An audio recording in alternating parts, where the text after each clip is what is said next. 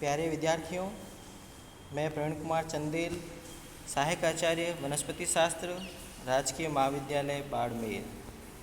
आज का जो हमारा टॉपिक है वो है आपके पवन तथा इसका वनस्पति पे प्रभाव, wind and its effect on vegetation, जो कि जय नारायण विश्वविद्यालय जोधपुर के पाठ्यक्रमानुसार बीएससी भाग तृतीय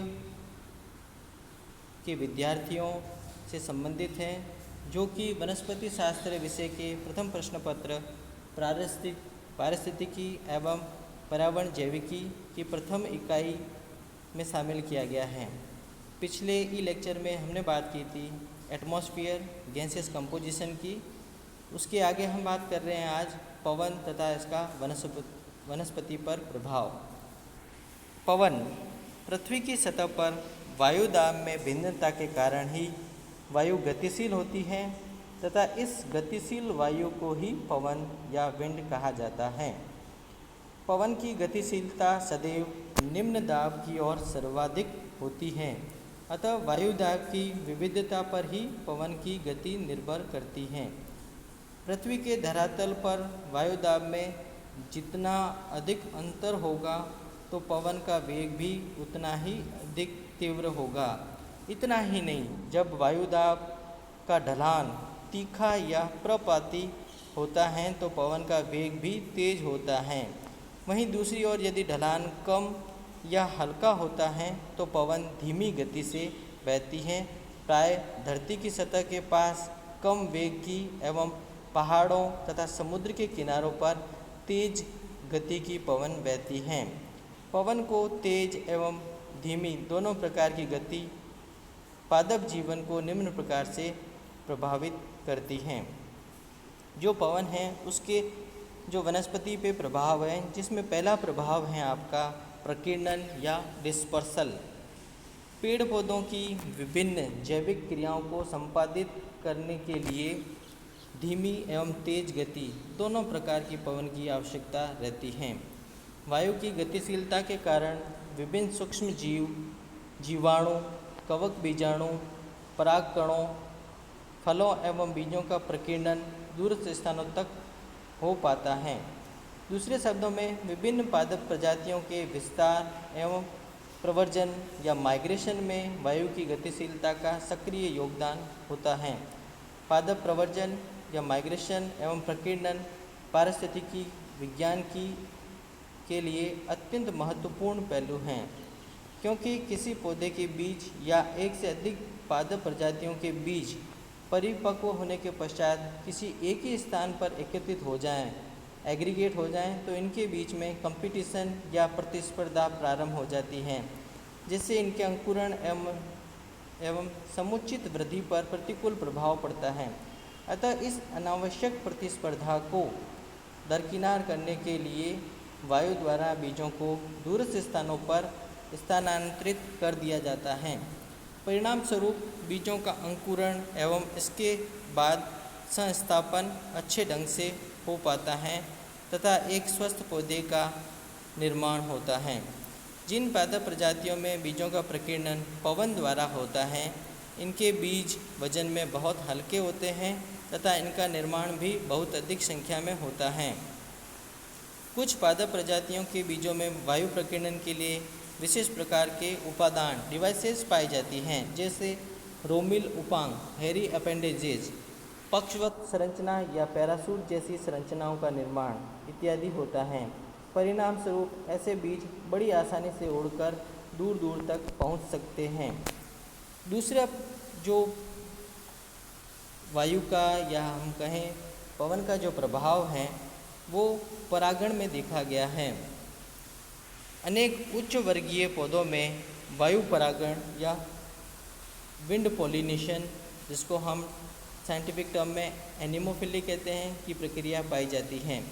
प्राय ऐसे पौधों में परागकणों का निर्माण भी अत्यधिक मात्रा में होता है तथा ये वजन में बहुत हल्के होते हैं।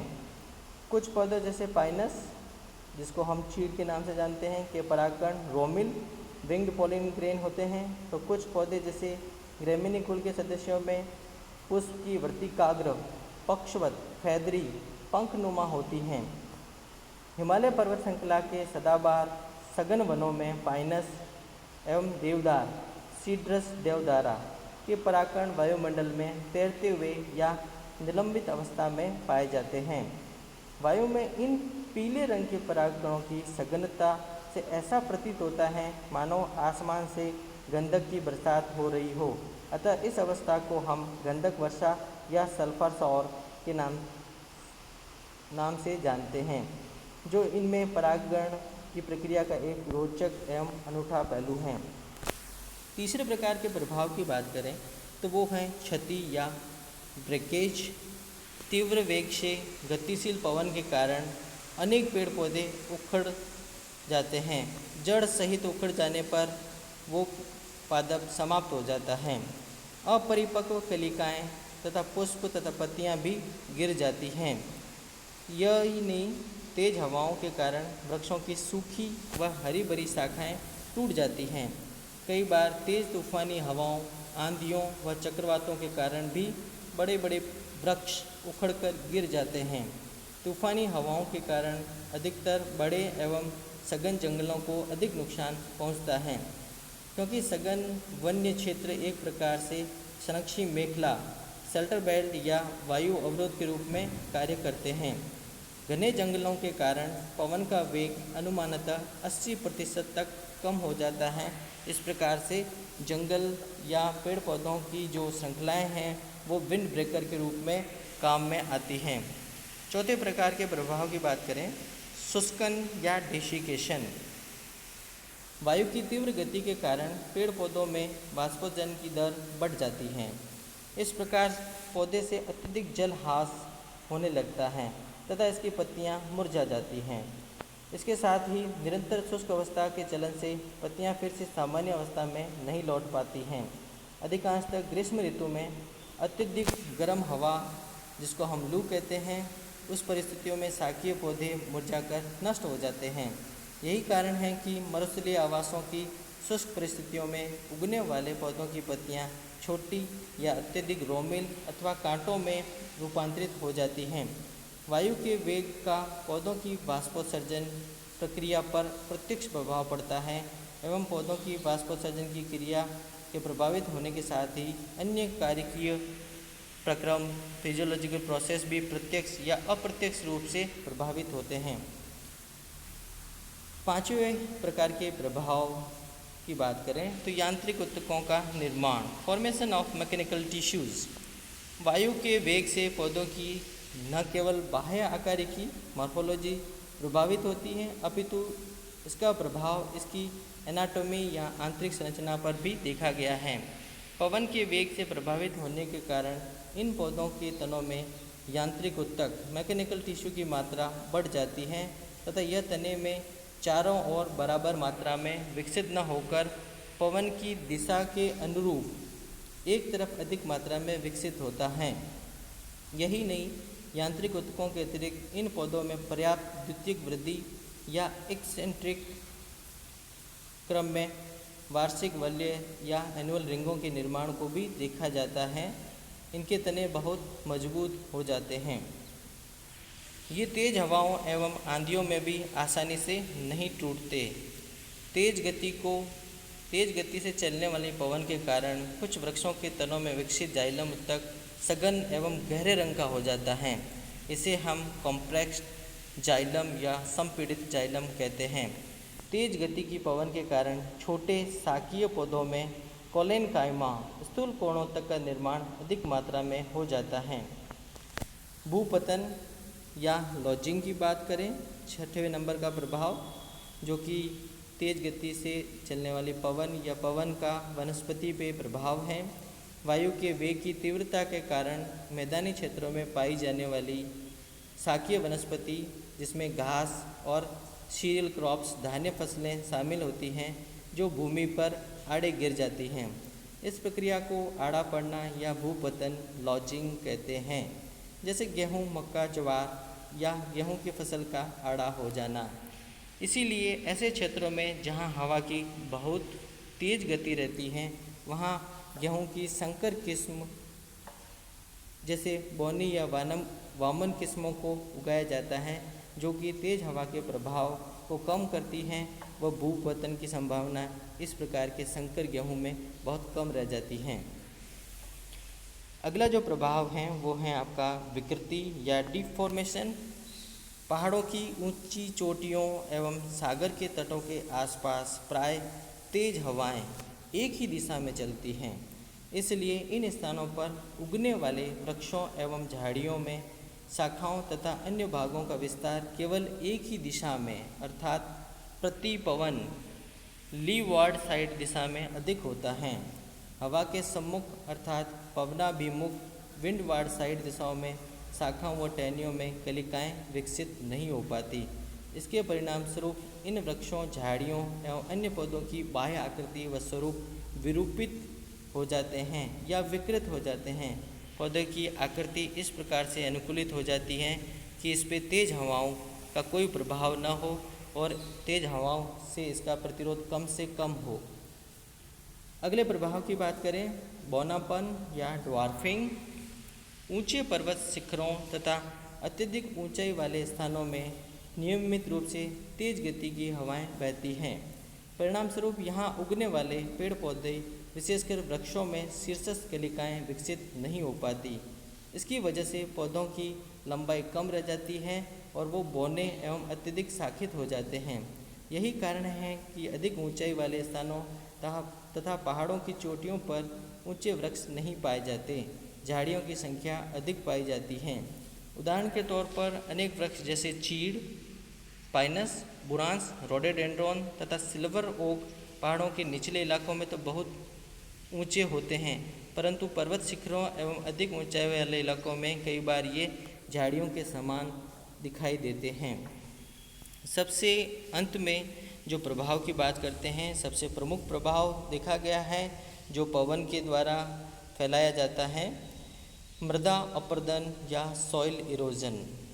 तेज गति से बहने वाली हवाओं के कारण मृदा अपरदन सॉइल इरोजन की समस्या देखी गई है, क्योंकि तेज हवाओं एवं आंधियों के कारण हवा के साथ मिट्टी भी उड़कर दूरस्थ स्थानों पर चली जाती है।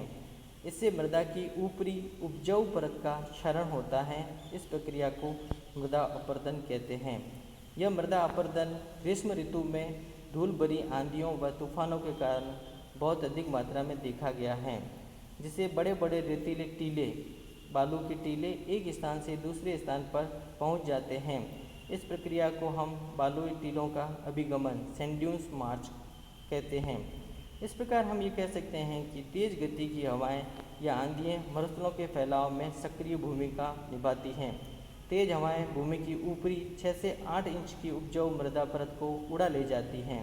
इससे न केवल मृदा की उर्वरता कम हो जाती है, अपितु अनेक पौधों की जड़ें भूमि से निकल जाती हैं या एक्सपोज्ड हो जाती हैं, अनावृत हो जाती हैं।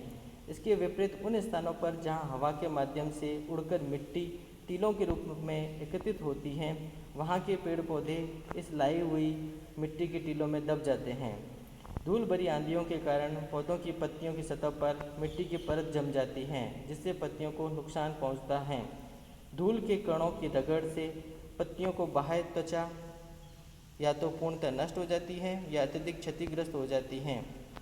इसके साथ ही पर्ण मध्यतक एवं पत्ती के अन्य आंतरिक भाग भी क्षतिग्रस्त हो जाते हैं। कुल मिलाकर पौधे की प्रकाश संश्लेषण प्रक्रिया पर अत्यधिक दुष्प्रभाव पड़ता है। पर्णरंध्रों के बंद हो जाने या नष्ट हो जाने से गैसीय विनिमय या श्वसन की प्रक्रिया भी अत्यधिक प्रभावित होती है। इसके अतिरिक्त वायु वर्षा के आगमन को भी प्रभावित करती है। इस प्रकार किसी क्षेत्र विशेष की वनस्पति पवन के प्रभाव को निरूपित करती हैं। उत्तरी भारत में गर्मी के मौसम में बहने वाली पछुआ या पश्चिमी हवाएं शुष्क एवं हानिप्रद होती हैं। इसकी उत्पत्ति शुष्क भूमि से होती है, जबकि जून व जुलाई के महीने में बहने वाली पूर्वैया या पूर्वी हवाएं बंगाल की खाड़ी से उड़ती हैं एवं सागर से भूमि की ओर बढ़ती हैं। इनके योगदान से ही मानसून की बरसात उत्तरी भारत के मैदानी इलाकों में होती हैं। उड़ीसा के समुद्री तटों, बंगाल की खाड़ी, मलाबार तट, कोंकण व गोवा तथा अंडमान व निकोबार द्वीप समूह को छोड़कर देश के अन्य भागों में सामान्य वायु ही बहती हुई दृष्टिगोचर होती हैं। वायु के वेग का परिमापन एक विशेष प्रकार के यंत्र जिसे वायुमापी या एनीमोमीटर कहते हैं के द्वारा किया जाता है। तो ये जो प्रभाव हमने बात किए जो विंड या पवन के कारण वनस्पति पर देखे जाते हैं, तो इस तरह से हम एटमॉस्फेयर में गैसियस कंपोजिशन और विंड के वनस्पति पर प्रभाव को पढ़ते हैं। धन्यवाद।